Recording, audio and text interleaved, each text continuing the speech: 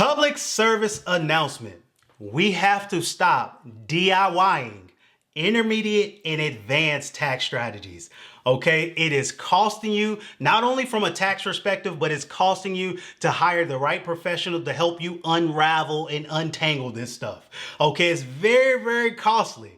All right. I'm not saying that, you shouldn't DIY some of this stuff, when it comes to more so the beginner level stuff or the basic stuff. Yes, do that type of stuff, like contribute to a 401k.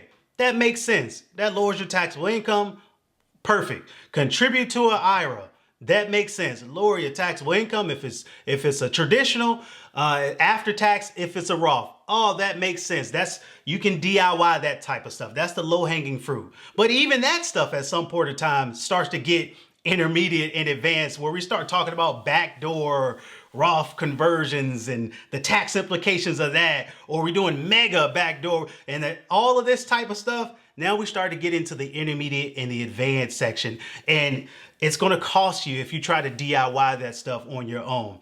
Go work with somebody one-on-one. And if you can't work with somebody on a consistent basis, at least go to them twice a year or something like that and just get some advice when it comes to more advanced stuff. And I've seen this a lot where people starting to try to DIY a lot of stuff without any advice at all. I've seen it a lot with entity structures, people create all these entities that are difficult to unravel and that cost taxes to unravel and transfer assets out of.